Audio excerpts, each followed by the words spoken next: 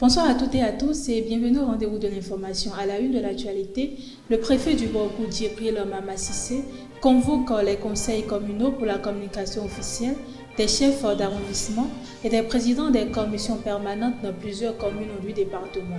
À l'international, l'ONU nomme le diplomate américain James Swan à la tête de la mission de stabilisation en République démocratique du Congo. Il succède à Bintou Keïta. Et puis en sport, la Confédération africaine de football reprogramme la Coupe d'Afrique des Nations féminines en 2026. Restez avec moi pour la suite.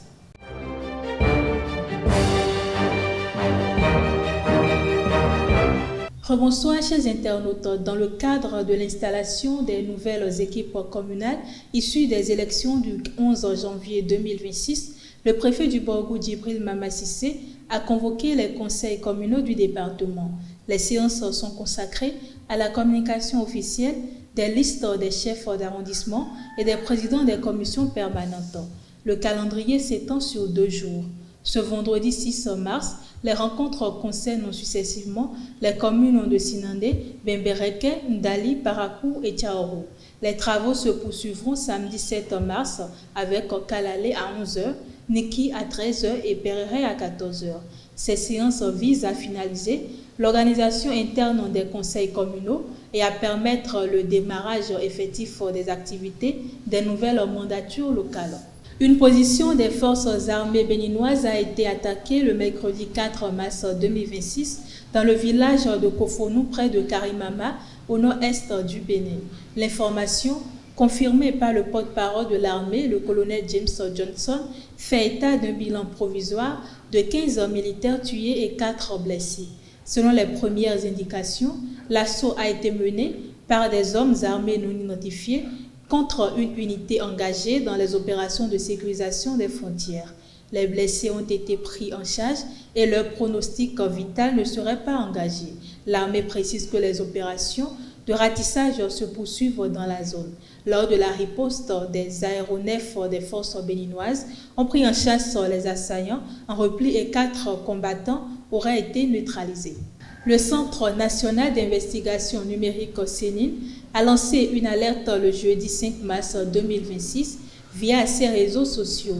Il met en garde contre une nouvelle forme d'escroquerie qui circule sur les réseaux sociaux.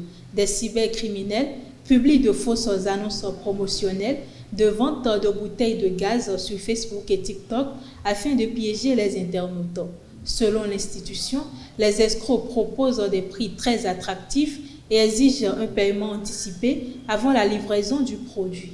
Une fois l'argent envoyé, la marchandise n'est jamais livrée. Plusieurs personnes seraient déjà tombées dans le piège.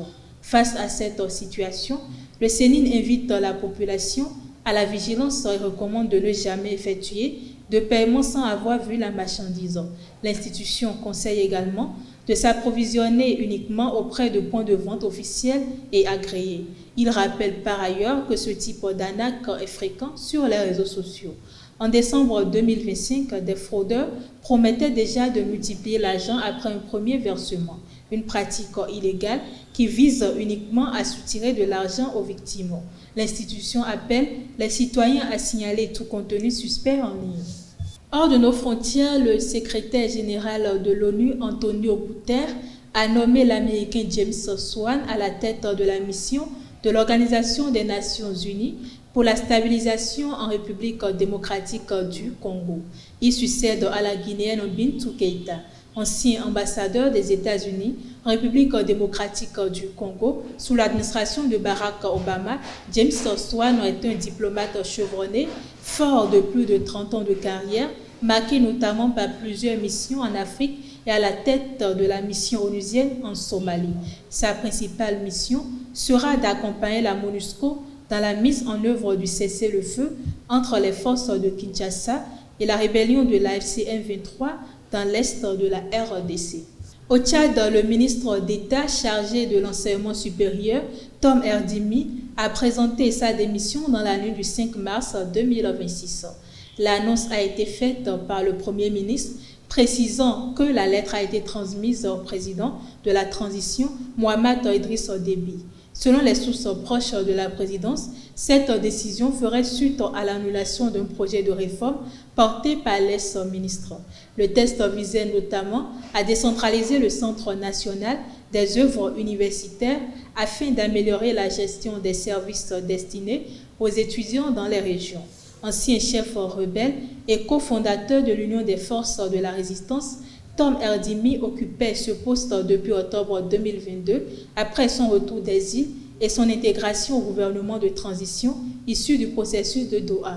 Aucune explication officielle supplémentaire n'a encore été donnée sur les circonstances exactes de son départ. En sport, à la fin de la rencontre opposant Loto Popo FC et Damissa FC, comptant pour la 18e journée de la Celtics League Pro, le coach Cheikh Gueye exhorte ses joueurs aux bonnes valeurs du football, tandis que le coach de Damissa promet travailler sur les aspects qui freinent son équipe à donner de bons résultats. Ils sont au micro de Elvi Kongbetao. À la fin de la rencontre, avec ce qu'on appelle la gestion des émotions, nous sommes à la 18e journée, il y a d'autres matchs qui s'en suivent, ils sont très fâchés contre l'arbitre et si je n'accélère pas pour les demander de ne rien dire à l'arbitre, ils peuvent sortir des mots qui ne seront pas du tout plaisants à l'encontre de l'arbitre et ils peuvent sortir des cartons jaunes ou des cartons rouges. On n'en a pas besoin, on n'a pas aussi besoin de donner cette image. Aujourd'hui, ce qui nous a désavantagé pour nous avantager la semaine prochaine, donc je pense que j'ai demandé à mes joueurs de rester calmes et moi aussi je dois rester calme. Vous savez, il n'y a pas longtemps, je ne sais pas où c'est écrit dans le règlement, que j'ai été absent 2 matchs après avoir écopé seulement de 4 cartons jaunes. Donc pour éviter tout cela, je pense que nous tous, en commençant par les entraîneurs, on devrait vraiment véhiculer les valeurs du football. C'est ce que j'ai fait, demander les jours, même s'ils sont fâchés avec l'arbitre, d'être calmes parce qu'il y a d'autres matchs qui s'en suivent et Inch'Allah, le Popo sera devant. On est en train de travailler sur ça, mais je peux dire la plupart des matchs qu'on a joués, vraiment, le coup d'arrêté n'est pas bien joué. Je peux dire on n'a pas quelqu'un qui peut bien faire le coup d'arrêté, mais on est en train de travailler un peu sur ça, quoi. Ce que je veux dire est qu'on va continuer à travailler toujours et aussi je veux que les supporters, tous les éléments nous supporter. On a besoin de soutien de tous les mois, quoi. Je sais qu'avec ça, ça va aller, quoi. La Confédération africaine de football CAF a annoncé la reprogrammation de la Coupe d'Afrique des Nations féminines en 2026. Initialement prévue du 17 mars au 3 avril 2026, la compétition se tiendra finalement du 25 juillet au 16 août 2026 au Maroc.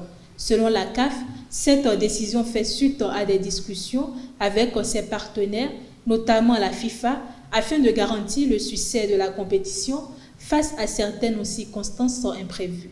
L'instance fêtière du football africain rassure toutefois que les préparatifs se poursuivent et que toutes les parties prenantes restent confiantes quant à la réussite de l'événement. Et pour boucler cette édition, le Rwanda a été officiellement confirmé comme pays hôte de la 47e édition du championnat d'Afrique des clubs champions masculins du volleyball prévu en 2026. La compétition se déroulera à Kigali, marquant une première pour la région. Les organisateurs ont déjà lancé le compte à rebours vers cet événement continental qui réunira plusieurs clubs africains. Pour suivre l'actualité du tournoi, 2 hashtags officiels ont été retenus. Hashtag MAVCC 2026 dédié à la compétition et hashtag Road to Kigali utilisé durant la phase préparatoire. Kigali se prépare ainsi à vivre au rythme du volleyball africain. Mesdames et messieurs, c'est tout pour ce 13h. Merci de m'avoir suivi. Bon début de week-end à chacun et à tous.